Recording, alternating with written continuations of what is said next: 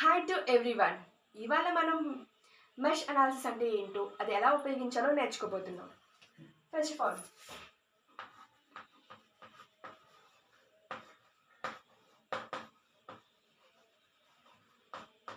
Okay, mesh అనాలిసిస్కి first of all మనం KVL apply చేయాలా, కేసీఎల్ అప్లై చేయాలని చాలామంది స్ట్రగుల్ ఫీల్ అవుతూ ఉంటారు. మనం మెష్ అనాలిసిస్కి బాగా గుర్తుపెట్టుకోండి, కేవీఎల్ అప్లై చేస్తాం. ఏం అప్లై చేస్తాం? ఎస్, కేవీఎల్ అప్లై చేస్తాం. ఇప్పుడు మనం ఒక నెట్వర్క్ తీసుకుందాం. ఆ నెట్వర్క్కి మనం మెష్ అనాలిసిస్ ఉపయోగిద్దాం. ఓకే,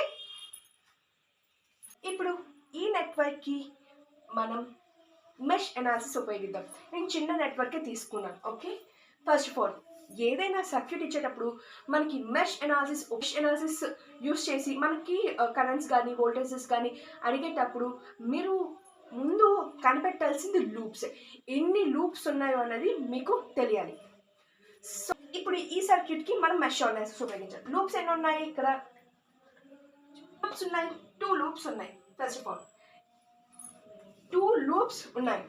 దీని ఫస్ట్ లూప్కి ఫస్ట్ కేవీఎల్ అప్లై చేయాలి, తర్వాత సెకండ్ లూప్కి కేవీఎల్ అప్లై చేయాలి. కేవీఎల్ అంటే ఏంటి? Kirchhoff voltage law. Kirchhoff voltage law అంటే ఏంటో నాకు తెలిసి మీ అందరికీ బాగా తెలిసి ఉండొచ్చు. సో మనం కేవీఎల్ అప్లై చేయాలి. ఫస్ట్ ఆఫ్ ఆల్ వోల్టేజ్ అంటే మనకేం తెలుసు? ఈ ఫార్ములా మీకు బాగా తెలిసిందే. ఫస్ట్ ఆఫ్ ఆల్ ఈ లూప్లో ఉండే ఫ్లో అయ్యే కరెంట్ నేను ఎగ్జ్యూమ్ చేసుకున్నాను I1 అని.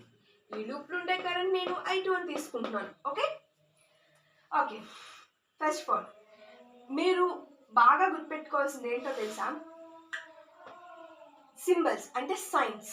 అంటే ఇక్కడ పాజిటివ్ నెగిటివ్. మెష్ అనాలిసిస్లో సైన్స్ అనేవి చాలా ఇంపార్టెంట్. సో ఫస్ట్ ప్లస్ నుంచి మైనస్కి వెళ్తే మైనస్ అని, మైనస్ నుంచి ప్లస్కి వెళ్తే ప్లస్ అని తీసుకోవాలి. అంటే పాజిటివ్ సైన్ నుంచి నెగిటివ్ సైన్కి వెళ్తే నెగిటివ్ అని తీసుకోవాలి, నెగిటివ్ నుంచి పాజిటివ్కి వెళ్తే పాజిటివ్ అని తీసుకోవాలి. ఇలా తీసుకోవాలి అనే రూల్ ఏం లేదు. మీరు ఎలా అయినా తీసుకోవచ్చు. ఎలా? పాజిటివ్ నుంచి నెగిటివ్కి వెళ్తే పాజిటివ్ అని, నెగిటివ్ నుంచి పాజిటివ్కి వెళ్తే నెగిటివ్ అని. కానీ నేనైతే ఇది వాడతాను.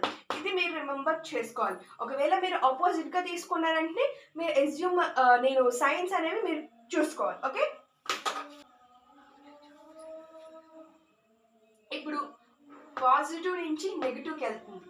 So negative.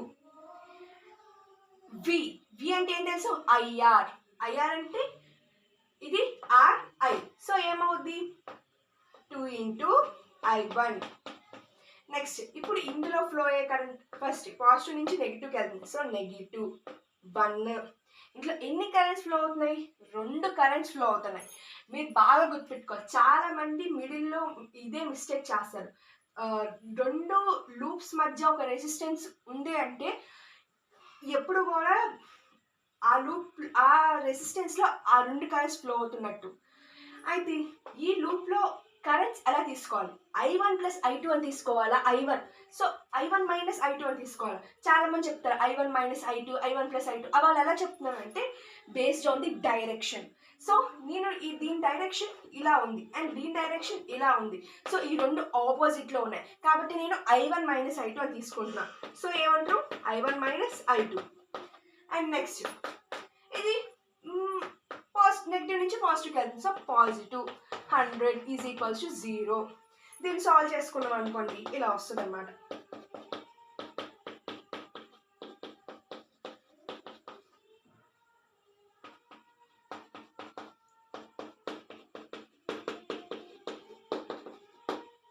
సో దీన్ని సాల్వ్ చేస్తే ఈ ఈక్వేషన్ వస్తుంది. ఓకే, నెక్స్ట్ నేను సెకండ్ లూప్కి అప్లై చేస్తున్నాను.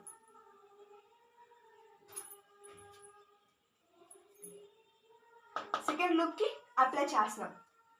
చూడండి, పాజిటివ్ నుంచి నెగిటివ్కి వెళ్తుంది. సో -6. ఫస్ట్ ఆఫ్ ఆల్ ఇక్కడ రాసే ముందు మీరు వీడియోని పాజ్ చేసి ఒక్కసారి ఈ లూప్కి అప్లై చేసి చూడండి. అది ఆ ఆన్సర్ ఈ ఆన్సర్ టాలీ అయితే మీకు అర్థమైనట్టే. Okay, let's go. -6 × I2 positive నుంచి నెగిటివ్కి వెళ్తుంది. So -5i2.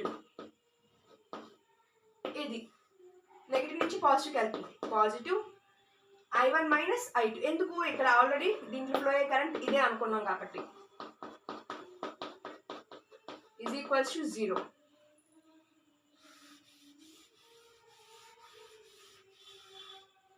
ఇప్పుడు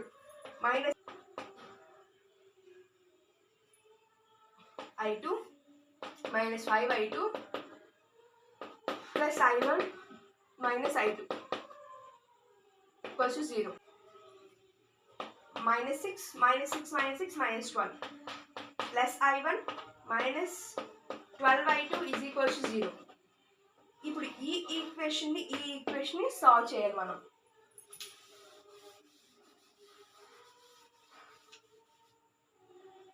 ఈక్వేషన్స్ సాల్వ్ చేస్తే ఆన్సర్స్ ఏమిటో చూపిద్దాం.